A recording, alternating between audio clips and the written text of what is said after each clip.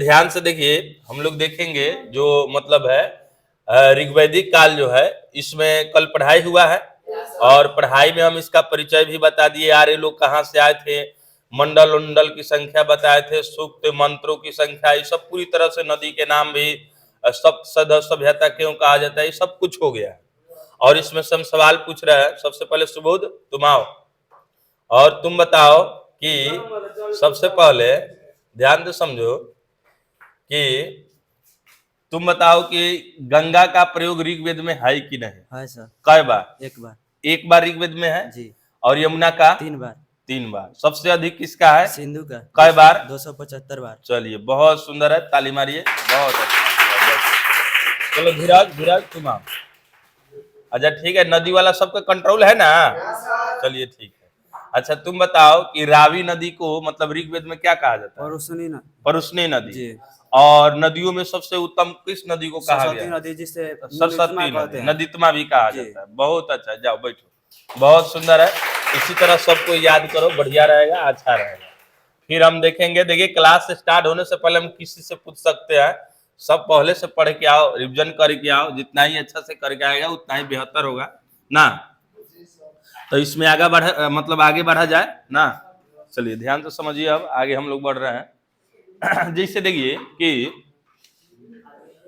ऋग्वैदिक काल में जो है, आज हिंदी था लेकिन हिंदी के जगह पर कुछ कारणवश जो है ऋग्वैदिक वाला सेट हो गया है ना। चलिए तब ध्यान से समझिए, ऋग्वैदिक काल की जो है हम लोगों ने देखा कि ऋग्वैदिक काल की जो सामाजिक व्यवस्था था, उस सामाजिक व्यवस्था जो है पितृसत्तात्मक है और महिलाओं को वे सभी अधिकार थे जितना कि पुरुषों का अधिकार था। और महिलाएं राज दरबार में भी भाग ले सकती है, बाजार भी जा सकती है, कहीं काम काज में हाथ बटा सकती है। साथ ही महिलाओं को यह भी अधिकार था कि वह अपने पति का चुनाव अपने मन से अपने अनुसार से करे। ध्यान से समझिए, किसी भी सभ्य के लिए जो है, सभ्य समाज के लिए यही होना चाहिए। हर व्यक्ति को अपने जो है अपने मन से जीवन साथी चुनने का अधिकार होना चाहिए। एक किसी भी धर्म, किसी भी मजहब या कोई भी चीज से देखिएगा दृष्टि से, तो यही सही है। आप किसी को जबरदस्ती बांध दे, यह उचित नहीं है।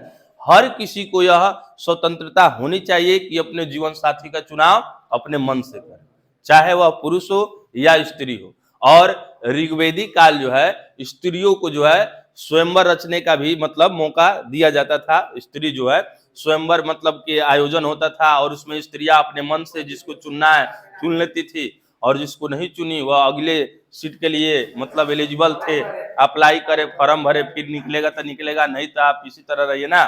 तो ये सभ्यता था। साथ ही कोई विधवा विवाह जो है, इसको उसमें अनुमति थी, विधवा विवाह अनुमति था। बाल मतलब बाल विवाह नहीं था, सती प्रथा नहीं था, और मतलब सती प्रथा के बाद में पर्दा प्रथा भी नहीं था। यानी कुल मिलाकर देखे, और साथ ही विधवा महिला को दोबारा शादी करने का अधिकार था। यदि आप शादी नहीं कर सकते हैं तो आप चाहिए तो नियोग का अधिकार भी इस्तेमाल कर सकते हैं।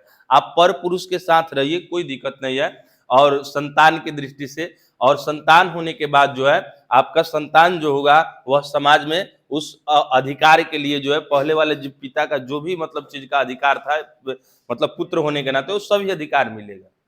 और इसका उदाहरण भी हम लोग देखेंगे आगे। और ध्यान से समझिए, आज हम लोग समझेंगे कि वर्ण व्यवस्था, कौन सी वर्ण व्यवस्था? वर्ण व्यवस्था, वर्ण व्यवस्था का मतलब होता है कि देखिए, वर्ण व्यवस्था और जाति प्रथा जो है थोड़ा सा अंतर है कि जाति का अर्थ दूसरा है और वर्ण का अर्थ दूसरा है। तो ध्यान से समझिएगा, वर्ण मतलब ये सिंपल भाषा में याद कर, देखिए ध्यान समझिए कि जाति खराब होता है कि नहीं, ये पहले बताओ। जाति खराब है? नहीं। देखिए जाति खराब नहीं है, इसका समर्थक जो है गांधी जी भी थे कि जाति अच्छा चीज है, लेकिन इसके अंदर जो वाद लग जाता है जातिवाद, ये खराब है। गांधी जी का भी मानना था कि जातिवाद खराब है, मतलब आप जबरदस्ती बांधने लगे तो ये गलत बात है। जाति का मतलब होता है, यहाँ कहने का सेंस है कि जाति का मतलब सेंस है कि आप विशेष कार्य को करने वाले लोगों को दर्शाता है। जैसे हम शिक्षक हैं, तो जो भी व्यक्ति पढ़ाता है वह शिक्षक की जाति हो गई। तुम सब किस जाति के हो? तो विद्यार्थी जाति के हो ना, समझे। और जैसे कोई मान लीजिए दुकानदार जाति हो गया, मतलब ये जो है जो जैसा करेगा, जाति का सेंस यहाँ से ही है। ये नहीं कि आप डोम चमार दुसाद, ये सब ऐसा नहीं है। और ध्यान से समझिए, ऐसा भी कोई भी धर्म खराब नहीं होता है, लेकिन ये धर्मवाद की जो मतलब ये चीज होता है, पनप होता है, ये धर्मवाद खराब है। धर्म खराब नहीं है, जाति खराब नहीं है, जातिवाद और धर्मवाद खराब है। काहे कि देखिए, अब ई होगा तो आप कहेगा हमारा धर्म बेहतर है, उसका धर्म खराब है, हमारे देवता सबसे बड़े हैं, उसके देवता छोटे हैं, हमने देवता को बनाया है, वो कहेगा तुमने देवता को बनाया है।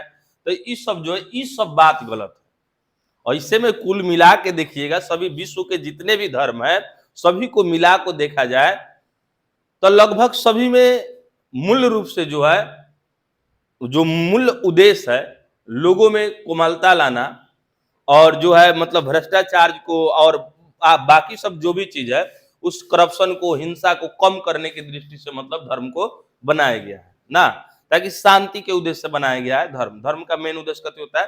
शांति के लिए।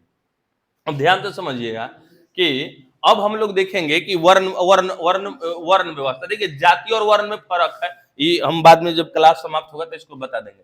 देखिए, वर्ण का मतलब है उस समय में भी रंग के आधार पर, जब ऋग्वैदिक काल था तो ऋग्वैदिक काल के शुरू में मतलब रंग के आधार पर वर्णों को विभाजित किया गया था।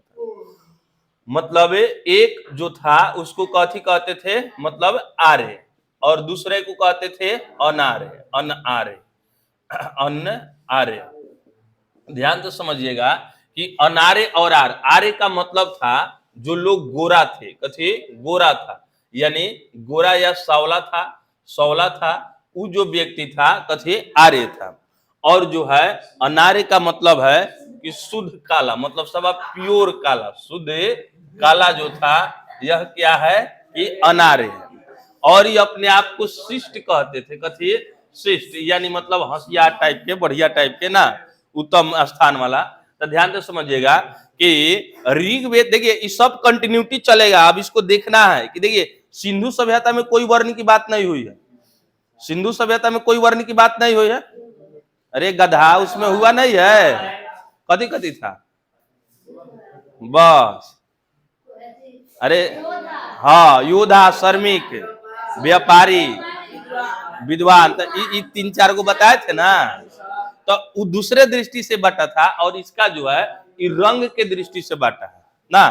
तो ऋग्वैदिक काल में शुरू में रंग के आधार पर जो है इसमें मतलब वर्णों का विभाजन किया गया है, और जिसका मतलब रंग गोरा या सावला था उसे आर्य कहे, और जो अनार्य था वह शुद्ध काला था, प्योर रूप से काला जो था उसे कथे मतलब अनार्य कहा गया। अब ध्यान तो समझिएगा, इस शुरू में यही देखिए, दुनिया का कोई भी देश है उसमें जो है जाति उसमें होता है, जैसे मतलब वर्ण जाति कहिए, लगभग हम दोनों यहाँ समान लेकर चल रहे हैं कि मतलब दोनों लगभग ये होता है। जैसे ध्यान समझिए, अब कोई भी देश है, मान लीजिए कि गोरा सावला के वजह से नहीं हो रहा, तो धनिक गरीब के नाम पर भी तो मतलब वर्णों का विभाजन होगा। अब मान लीजिए सभी देश में अरबपति लोग है, तो कोई करोड़पति भी होगा, तो करोड़पति वाला झाड़ू लगेबे करेगा, तो ना अरबपति वाला 1 लाख का रोज देगा। मान लिए धनिक तो है, तो सब कोई तो धनिक है, तो धनिकों में जो होगा तो उसे ऐसा नहीं हो जाएगा। तो वर्ण का मतलब शुरू से है, हर देश में होता है, लेकिन इस सब का आधार अलग अलग है। लेकिन देखिए, शुरू में जो है ऋग्वेद में ये आर्य लोग जो गोरा और सावला को कथी कह दिए? मतलब आर्य, और शुद्ध काला को कथी? अनार्य का मतलब जो यहाँ के निवासी। लेकिन ऋग्वैदिक काल जो है समाप्त होते होते, मतलब जब समाप्त होने के अंतिम कगार पर था, तब यह 4 भागों में बट गया। जो वर्ण था, वर्ण ये कई भाग में बट गया? 4 भाग में बट गया। और ये 4 भाग में जो है, इसमें पहला को कथी कहते हैं? ब्राह्मण, दूसरा को क्षत्रिय। अच्छा, ये बताइए ऋग्वेद में इसकी चर्चा है कि ना? वर्णों की चर्चा है कि नहीं? कौना मंडल में? अरे भैंसा ना बताए थे कि 10वें मंडल पुरुष सूक्त में वर्णों की चर्चा, ये सब गणासी बैठा है। ब्राह्मण, क्षत्रिय, वैश्य वैश्य वैश्य और शूद्र, ये जो है ये 4 गो वर्ण है। ध्यान से समझिएगा, शुरू में ऋग्वैदिक काल में जो है वर्ण रंग के आधार पर जो है वर्णों का 2 वर्गों में विभाजन था, एक गोरा लोग और एक काला लोग। लेकिन बाद में उसका अंत होते होते जो है इसमें 4 गो वैरायटी निकल गया, एक ब्राह्मण, क्षत्रिय, वैश्य और शूद्र।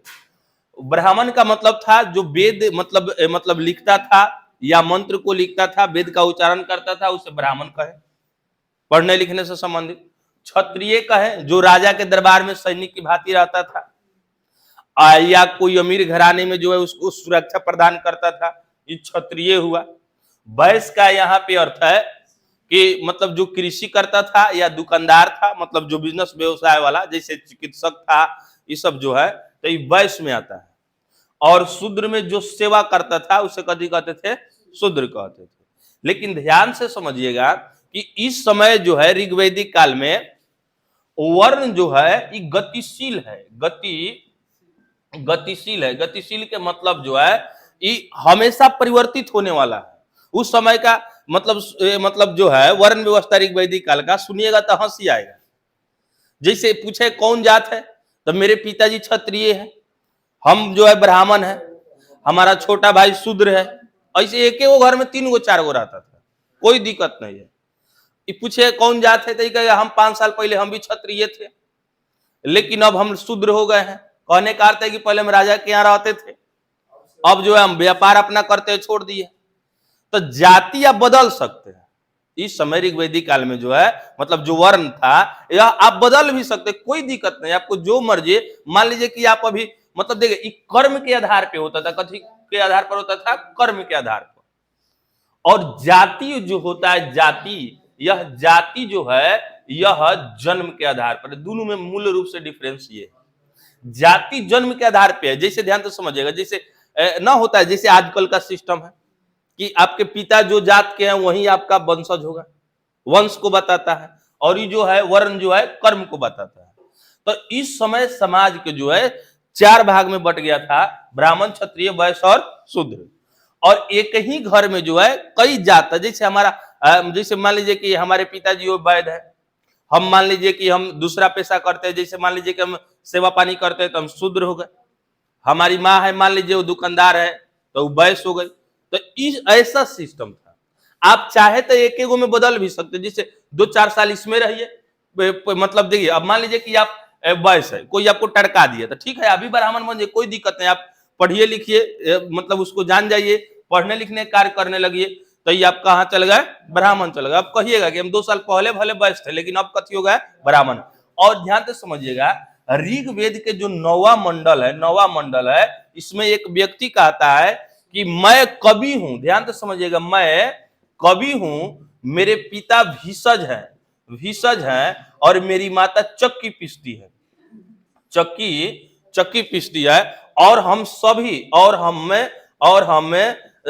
जो है साथ रहते हैं, हम सभी साथ रहते हैं। यानी ध्यान से समझिएगा ये वाला लाइन ऋग्वेद के 9वां मंडल में है। एक व्यक्ति का कथन है कि मैं कवि हूं, मेरे पिता भीषज है, मेरी माता चक्की पीसती है और हम सभी साथ रहते हैं, कहने का ध्यान से समझिए कि मैं कवि हूं, यानी ब्राह्मण वाला काम कर रहा है।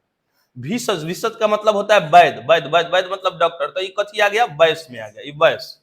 चक्की पीसना ये सेवा वाला काम है, तो ये कथी? शूद्र में आ गया। और ध्यान से समझिए, एक घर में जो है ये सभी व्यक्ति साथ मिलकर रह रहा है, एक परिवार में, अलग अलग वर्ण है, सब कोई साथ भी रह रहा है।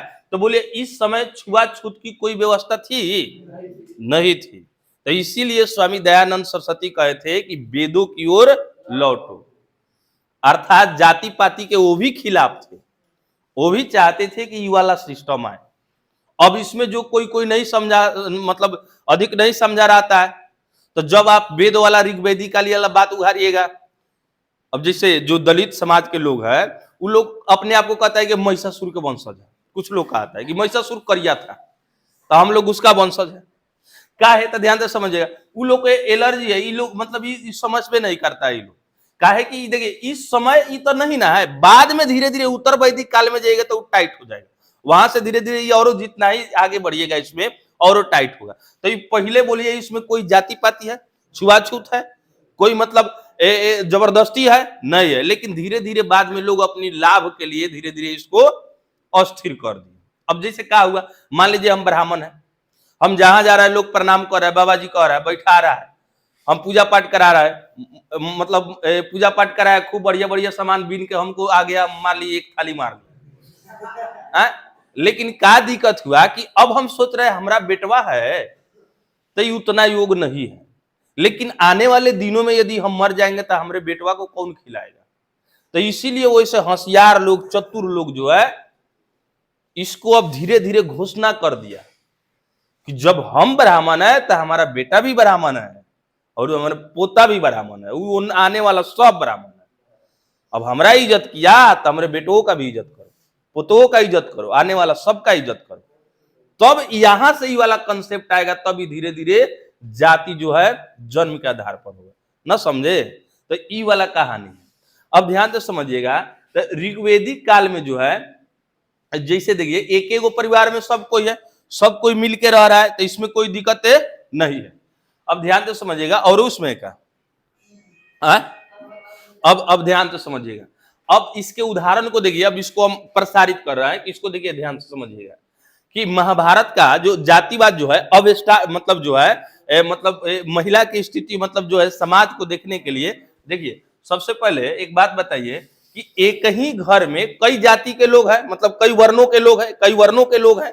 अब क्या होता है कि जैसे देखिए इसके उदाहरण को प्रस्तुत कीजिएगा, और शादी विवाह भी किसी वर्ण से किसी वर्ण में हो जाता था, ऐसा कोई बंधक नहीं है कि जो हम ब्राह्मण है तो इससे नहीं करेंगे, इससे नहीं करेंगे, कोई दिक्कत नहीं है ना, कि सभी सभी सभी जिससे जिसको मन करे अपने मन से मतलब विवाह कर सकता था, मन है तो विवाह कीजिए, न तो नियोग से कीजिए, कोई दिक्कत नहीं। अब ध्यान से समझिएगा, लेकिन एक चीज उसमें खराब माना जाता था, यदि शादी से पहले किसी को बच्चा हो जाए स्त्री को, तो उस समय भी इसको जो है गलत माना जाता था, यह उचित नहीं है।